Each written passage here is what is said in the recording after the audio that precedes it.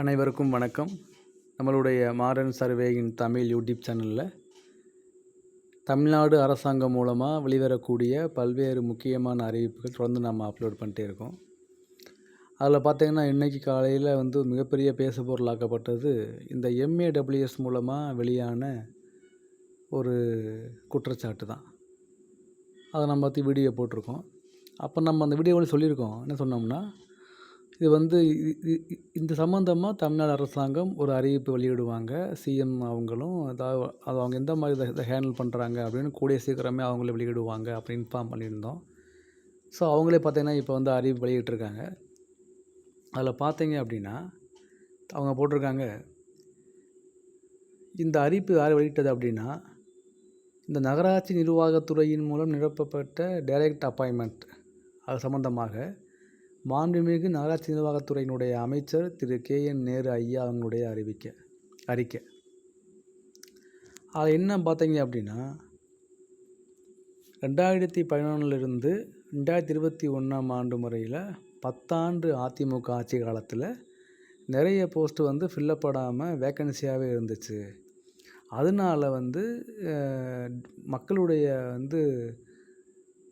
கோரிக்கைகளை ஃபில்லப் பண்ண முடியலை, சிரமங்கள் இருந்த நிலையில் 2019 பணியிடங்களில் நம்ம டைரெக்டாக அப்பாயின்மெண்ட் பண்ணலாம்னு சொல்லி அண்ணா பல்கலைக்கழகம் மூலமாக கடந்த ஆண்டு பிப்ரவரி மாதம் ஒரு அறிவிப்பு வெளியிடப்பட்டு, அதை தொடர்ந்து 2569 போஸ்ட்டை ஃபில்லப் பண்ணுறதுக்காக அறிவிப்பு வெளியாச்சு.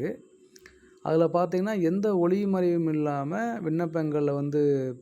விண்ணப்பங்களை அப்ளை பண்ணுறதுக்கும் அதை ரிசீவ் பண்ணுறதுக்கும் தனியாக ஒரு வெப்பு உருவாக்கப்பட்டு, அது மூலமாக 2,499 அப்ளிகேஷன் பெறப்பட்டு, அத்தனை விண்ணப்பங்களையும் ப்ராப்பராக ஆய்வு பண்ணி அவங்களுக்கு ஹால் டிக்கெட் வழங்கி அண்ணா பல்கலைக்கழகம் மூலமாக 38 மாவட்டங்களில் 591 மையங்களில் எக்ஸாம் நடத்தப்பட்டுச்சு.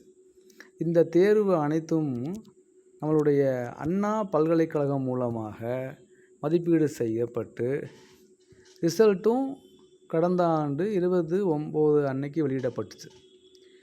தேர்வு நியாயமான முறையில் நடத்தப்பட்டு முடிவுகள் வெளியிடப்பட்டதால் இந்த தேர்வில் கலந்து கொண்ட லட்சக்கணக்கான அப்ளிகேஷன்லேருந்து ஒருத்தர் கூட ஆட்சேபனை தெரிவிக்கலை. ஏன் அப்படின்னா, இவங்க ப்ராப்பராக இந்த எக்ஸாமை கால்ஃபர் பண்ணனால அப்படின்னு சொல்கிறாரு. அது மட்டும் இல்லாமல் பல்வேறு பணியிடங்களுக்கு அதனுடைய பணி தகுதியின் அடிப்படையில் அதற்குன்னு ஒரு ஸ்பெஷல் ஆஃபீஸரை அப்பாயின்மெண்ட் பண்ணி அவங்க மூலமாக ஒரு டீமை ஃபார்ம் பண்ணி அந்த டீம் மூலமாக டிகிரி, டிப்ளமோ அப்படின்னு சொல்லி 13 எக்ஸாமினேஷன் கமிட்டி ஆரம்பித்து 7272 கேண்டிடேட்டுக்கு சிவியும் பர்சனல் இன்டர்வியூ நடத்தப்பட்டுச்சு. இந்த சிவியும் பர்சனல் இன்டர்வியூ முடிஞ்ச பின்ன இறுதி தேர்வு முடிவு ப்ராப்பராக அவங்களுடைய வெப்சைட்டில் வெளியிடப்பட்டு அவங்களுடைய மார்க்ஸு, அவங்களுடைய என்ன கம்யூனிட்டியோ அந்த ரிசர்வேஷன் அடிப்படையில் கவுன்சிலிங் மூலமாக 2538 பேர் தேர்வு செய்யப்பட்டாங்க. இந்த டைரக்ட் அப்பாயின்மெண்ட் சம்மந்தமாக பல்வேறு வழக்குகள் நீதிமன்றத்தில் வழக்குகளும் இன்ட்ரீம் ஸ்டே அது எல்லாமே இருந்த நிலையில் கடந்த ஜூலை மாதம் எல்லா படைகளையுமே உச்சநீதிமன்றத்தில் ரத்து செய்யப்பட்டு ஃபைனலாக தேர்வு பட்டியலும் நாங்கள் ரிலீஸ் பண்ணோம். இவ்வாறு யாரெல்லாம் தேர்வு செய்யப்பட்டாங்களோ அவங்களுக்கு அப்பாயின்மெண்ட் ஆர்டர் நம்ம சிஎம் அவங்க வழங்கினாங்க. இது ஒரு மிகப்பெரிய வரலாற்று சாதனை.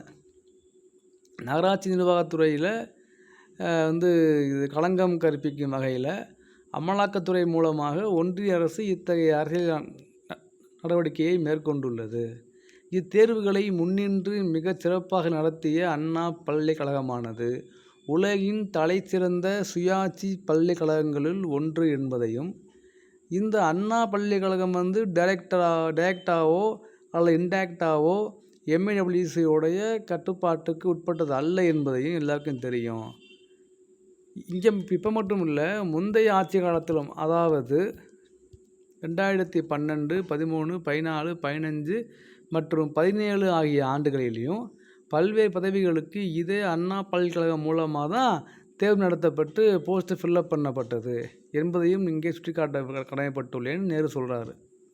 அது மட்டும் இல்லாமல் கடந்த ஆண்டு நடைபெற்ற தேர்வுகளில் மட்டும் இதில் வந்து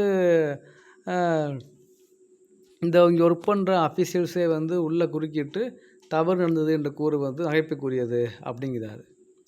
2,00,000 தேர்வுகளில் அப்ளை பண்ணி அதிகமான விண்ணப்பதாரர்கள் வந்து தேர்வு எழுதி ஒளிமறைவற்ற முறையில் தேர்வு முடிவு வெளியிடப்பட்டு இறுதியாக 2,538 கேண்டிடேட் வந்து அப்பாயின்மெண்ட் பண்ணப்பட்டு அவங்க ஒர்க் பண்ணிக்கிட்டு இருக்க நிலையில் இதற்கு களங்கம் கற்பிக்கக்கூடிய முயற்சி எக்காலத்திலும் வெற்றி பெறாது.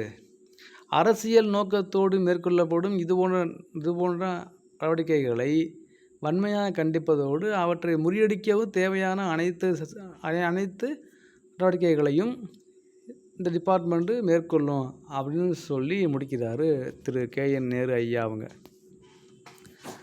அதாவது பார்த்திங்கன்னா நம்ம வந்து அந்த கடந்த வீடியோவில் நம்ம ஒரு இன்ஃபார்ம் பண்ணியிருந்தோம். அதாவது 2,539 போஸ்ட்டும் ஃபில்லப் பண்ணாங்க. அதில் நமக்கு தெரிஞ்ச கஷ்டப்படுற நல்லா படிக்கக்கூடிய பல பேர் போஸ்டிங் போயிருக்காங்கன்னு சொல்லியிருந்தோம். அது வந்து ஒரு குற்றச்சாட்டு வெளிவருதுங்கும் போது அதுக்கான தகுந்த ஆதாரங்களோ இல்லை எவிடன்ஸோ அதெல்லாம் இல்லாமல் இருக்காது. இவங்க வந்து பார்த்திங்கன்னா ஒருத்தவங்க ஒரு குற்றம் சொல்கிறாங்க அப்படின்னா அதை வந்து மறுப்பு தெரிவித்து அமைச்சர் வந்து இன்றைக்கி வந்து ஒரு அறிவிப்பு விட்டுருக்காரு. எந்த ப்ராப்ளமாக இருந்தாலும் நாங்கள் சட்டப்பூர்வமாக நாங்கள் வந்து அதை வந்து எதிர்கொள்வோம் அப்படின்னு சொல்கிறாங்க.